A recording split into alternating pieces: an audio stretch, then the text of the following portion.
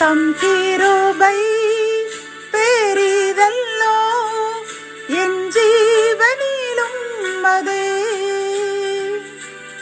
இம்மட்டும் காத்ததுவே இன்னும் தேவை கிருபை தாருமே இன்னும் தேவை கிருபை தாருமே.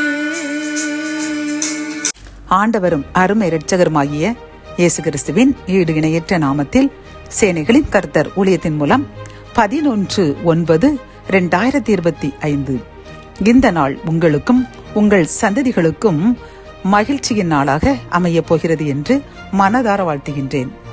இன்று நாம் அறியவிருக்கும் கிருபையின் வார்த்தைகள் உன்னத பாட்டு 7ஆம் அதிகாரம் 6ஆம் வசனம்.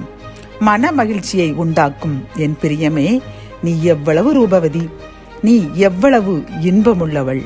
கத்தோலிக்க வேதாகமம் இவ்வாறு கூறுகின்றது, அன்பே இன்பத்தின் மகளே, நீ எத்துணை அழகு எத்துணை கவர்ச்சி என்கின்றது. இந்த செய்தியை கேட்டுக்கொண்டிருக்கின்ற என் அன்பு சகோதரனை சகோதரியே, கர்த்தர் இன்று நம்மை பார்த்து என்ன கூறுகின்றார் தெரியுமா?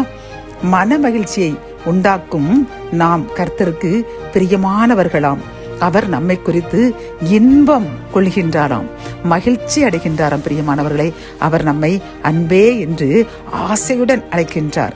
காரணம், இப்பொழுது இந்த செய்தியை கேட்டுக்கொண்டிருக்கின்ற நாம் ஒவ்வொரு நாளாக துன்பத்தின் மத்தியில் நாம் அனுபவித்துக் கொண்டிருந்த பிரச்சனைகள், போராட்டங்கள், தோல்விகள், ஏமாற்றங்கள், இதன் மத்தியில் நாம் அநேக பாடங்களை கற்றுக்கொண்டோம். அப்படித்தானே? கர்த்தர் மட்டுமே உண்மை, அவருடைய அன்பு மட்டுமே உண்மை, அவர் மட்டுமே நிரந்தரம் என்று நாம் நன்கு பாடத்தை கர்த்தர் நமக்கு நம்முடைய உடன் இருந்த நண்பர்கள், சகோதரர்கள், உறவினர்கள் மூலமாக கற்றுக் கொடுத்து விட்டார் அல்லவா? நாம் இப்பொழுது கர்த்தரை மட்டுமே நம்பி அவரை விட மட்டுமே அடைக்கலம் கொண்டு விட்டோம். அவரையே நாம் எப்பொழுதெல்லாம் நேரம் கிடைக்கும் பொழுது துதிக்கின்றோம், புகழ்கின்றோம், பாடுகின்றோம். அவருக்கு பிரியமாக ஒவ்வொரு நிமிடமும் வாழ வேண்டும் என்று முயற்சி செய்து கொண்டிருக்கின்றோம். அப்படித்தானே? கர்த்தர் இன்று நம்மை பார்த்து என்ன கூறுகின்றார் தெரியுமா?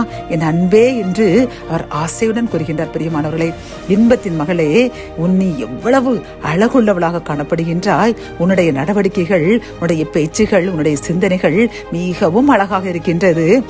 நான் இதில் மகிழ்ச்சி அடைகின்றேன் என்று அவர் கூறுகின்றார். பிரியமானவர்களை, ஆகவே இந்த செய்தியை கேட்டுக்கொண்டிருக்கின்ற நாம் இனி எத்தனையான பிரச்சனைகள் நம்மை சூழ்ந்து கொண்டாலும் நாம் அவரை விட்டு விலகாமல் அவரை மட்டுமே நம்பி இன்னும் மேலும் மேலும் பரிசுத்தமாக வாழ்வோம். கர்த்தரை நம்முடைய செய்கைகளால் அவருடைய மனதை ஆக்கும் சந்ததியாக வாழ்வோம். அவர் என்றும் நம்மையும் நம் சந்ததிகளையும் மன மகிழ்ச்சி உள்ள பிறருக்கு மன மகிழ்ச்சியும் நமக்கும் நம் சந்ததிகளுக்கும் சந்தோஷம் 1000 தலைமுறைக்கும் நிலைக்கும்படி ஆசீர்வதித்து உயர்த்துவார். ஜபம். என் அன்பு தகப்பனே, இந்த செய்தியை கேட்டுக்கொண்டிருக்கின்ற எங்களை பார்த்து, எங்களுடைய பரிசுத்தத்தை பார்த்து, நாங்கள் பரிசுத்தமாக வாழ வேண்டும் என்று முயற்சி செய்து கொண்டிருக்கிறதை பார்த்து நீர் மகிழ்கின்றீர்.